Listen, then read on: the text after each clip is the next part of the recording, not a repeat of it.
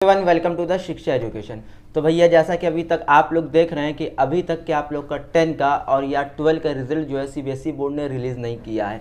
हाँ, बहुत जल्द उम्मीद है कि 3 से 4 या 5 दिन के अंदर आप लोग का 10 का रिजल्ट जो है वो 100% आ जाएगा और उसके 3 या 4 दिन के बाद आप लोग का 12 का रिजल्ट भी आने वाला है। और कोई उस पर गाइडलाइन पे ना जाइए जो ऑल चैनल बता रहे कि आज आ जाएगा कल आ जाएगा, ऐसा कुछ नहीं है। किसी को भी नहीं पता है रिजल्ट कब आएगा, ठीक है। अब बेसिकली इस वीडियो में हम लोग किस बारे में बात करने वाले हैं, तो बेसिकली इस वीडियो में इससे रिलेटेड रिगार्डिंग बात होने वाली है कि जो बच्चे 10 में जिनको डर लग रहा है कि उनकी परसेंटेज कम आ जाए या हो सकता है कि किसी एक या दो सब्जेक्ट में वो फेल हो जाएंगे, तो फिर उनका आगे का प्रोसेस क्या हो सकता है, वो कैसे 10 और 12 को जो है वो क्लियर कर सकते हैं। तो आइए शुरू करते हैं। तो सबसे पहले जैसे आप लोग का जिस दिन रिजल्ट आ गया मान लीजिए और आप लोग एक या दो सब्जेक्ट में हो सकता है फेल होगा, ऐसा होगा नहीं। अगर इमेजिन कर लीजिए अगर आप लोग को डर लग रहा है और तब फेल होंगे जब आप लोगों ने सीबीएसई में रिजल्ट मतलब एग्जाम में कुछ भी नहीं लिख के आए, तभी आप लोग फेल हो सकते हैं, नहीं तो ऐसे फेल नहीं होंगे। तो उसके बाद का आप लोग का प्रोसेस क्या होगा, 1 से 1.5 महीने के बाद सीबीएसई जो है एक कंपार्टमेंट एग्जाम रखती है। जो बच्चे एक या दो सब्जेक्ट में फेल होते हैं वो उस कंपार्टमेंट एग्जाम का फॉर्म भर सकते हैं या अपने स्कूल के पास जाके और स्कूल से वो फॉर्म भरा जा सकता है, ठीक है। उस फॉर्म को भरने के बाद 1 से 1.5 महीने में कंपार्टमेंट का रिजल्ट वो एग्जाम होगा।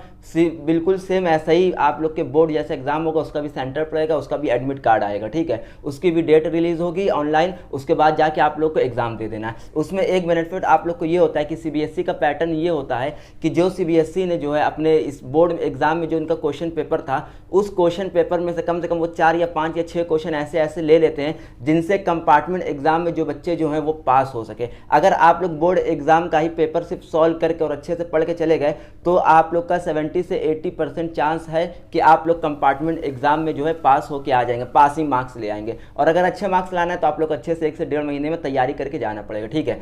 अब उसमें अगर आप लोग पास हो गए तो आप लोग पास हो गए, आराम से सितंबर या अक्टूबर में आप लोग जो है 11 में एडमिशन लेके अपनी 11 की पढ़ाई जो है वो स्टार्ट कर सकते हैं, ठीक है। अगर मान लीजिए आप लोग की किस्मत खराब या आप लोग जो है उसमें भी नहीं पढ़े, मान लीजिए आप लोग कंपार्टमेंट एग्जाम में भी फेल हो गए, तो आप लोग को अब क्या करना है। तो उसके बाद भैया आप लोग को पूरा 1 साल इंतजार करना पड़ेगा। क्यों? क्योंकि भैया आप पढ़े तो हो नहीं आप पूरे साल, तो 1 साल तो इंतजार आप लोग को करना पड़ेगा। अब 1 साल बाद क्या होगा, यानी कि जो इस साल जो बच्चे 10 और 12 में गए हैं, यानी कि जिनका बोर्ड एग्जाम 2024 में होने वाला है, उनके साथ आप लोग अपने बोर्ड का एग्जाम जो है वो देंगे। कैसे देंगे, यानी कि उन लोग का जब रिजल्ट होगा, जब उन लोग की डेट शीट निकलेगी, उन्हीं की डेट शीट के साथ आपका भी डेट आएगा जिस दिन उन लोग का मैथ का एग्जाम होगा। अगर आप मैथ में फेल हो तो आपका भी उसी दिन मैथ का एग्जाम होगा और बेसिकली आप अपने जूनियर के साथ बैठ के अपना जो है कंपार्टमेंट का एग्जाम जो है वो दे सकते हैं, ठीक है। समझ में आ गया। अगर आप लोग उसमें भी फेल हो गए तो उसके बाद आप लोग को एक चांस और मिलेगा जो आप लोग का 2024 का कंपार्टमेंट एग्जाम है। जैसे कि अभी आप लोगों ने एग्जाम दिया, कंपार्टमेंट एग्जाम होगा 1 से 1.5 महीने बाद, वैसे ही 2014 में भी आप लोग का एग्जाम होगा और उसमें नहीं पास हो पाए तो उसके बाद फिर से 1 से 1.5 महीने के अंदर आप लोग का कंपार्टमेंट का एग्जाम होगा और वो आप लोग का लास्ट चांस होने वाला है। क्योंकि अगर आप लोग उसमें भी पास नहीं हो पाए तो आप लोग को पढ़ाई छोड़ देनी, क्योंकि भाई पढ़ाई आपके बस की बात नहीं है, ठीक है। अच्छा, कोई बच्चे 10 में ऐसे होंगे जिनका हमें मैसेज आया है जो कह रहे हैं कि भैया हमने पूरे साल जो है बहुत ज़्यादा पढ़ा है, बहुत ज़्यादा मेहनत की है और मेरी जो एक्सपेक्टेशन है वो कितनी, वो 95% या 90 अबव की है। और अगर मान लीजिए कि मेरी बोर्ड का एग्ज़ाम जो आया, जिस दिन रिजल्ट डिक्लेयर होगा उस दिन मेरी परसेंटेज आ गई 80 या 85 समथिंग, तो हम क्या कर सकते हैं। तो भाई आप लोग उसमें कुछ नहीं कर सकते हैं, क्योंकि 10 में इम्प्रूवमेंट का एग्जाम नहीं होता। जैसे कि 12 में आप लोग को इम्प्रूवमेंट का एग्जाम देने की सुविधा मिलती है, आप लोग 10 में इम्प्रूवमेंट का एग्जाम नहीं दे सकते हो। या तो पास हो गए आप लोग 10 में, या तो फिर फेल हो गए तो कंपार्टमेंट एग्जाम, और अगर पास हो गए तो उसमें आप लोग कुछ नहीं कर सकते हैं कि चाहे कि हम फिर से एग्जाम देके अपनी परसेंटेज बढ़ा सकें। हाँ, आप लोग बस अपनी कॉपी रीचेकिंग के लिए डाल सकते हैं कि भाई हो सकता है मेरा इसमें 80 में से 75 आने चाहिए थे लेकिन मेरे आए 65, तो हम इस कॉपी को रीचेकिंग करने के लिए डाल रहे हैं। उसका एक फ़ी होगा, उस फीस को आप लोग अमाउंट को पे कर देंगे, उसके बाद आपकी कॉपी रीचेकिंग होगी। अगर आपके एक्चुअल में नंबर बढ़ रहे होंगे तो नंबर बढ़ा के आपके बोर्ड एग्जाम में जो है उसको रिजल्ट में ऐड कर दिया जाएगा।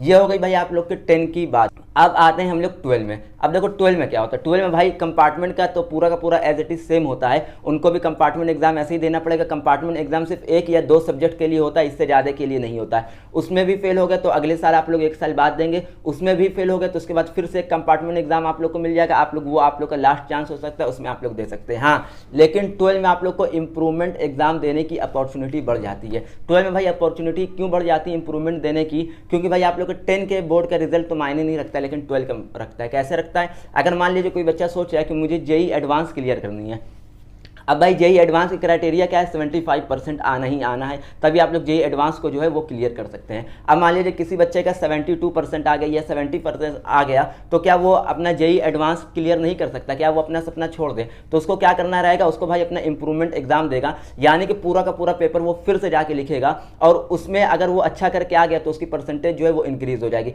इंप्रूवमेंट एग्जाम आप चाहे तो पूरे के पूरे 5 सब्जेक्ट में से 5 सब्जेक्ट का भी दे सकते हैं, वो आप लोग का मन है, ठीक है। वैसे ज़्यादातर जो है 1 या 2 ही सब्जेक्ट का दिया जाता है इंप्रूवमेंट एग्जाम। उसमें आप लोग को ये होगा कि ऑल ओवर आप लोग की परसेंटेज थोड़ी सी बढ़ जाएगी, जिससे आप लोग अगर थोड़े कम परसेंटेज पे है तो आप लोग 75 क्राइटेरिया आराम से पार कर लेंगे और अच्छे खासे आप लोग सुटेबल हो जाए बैठने के लिए, ओके।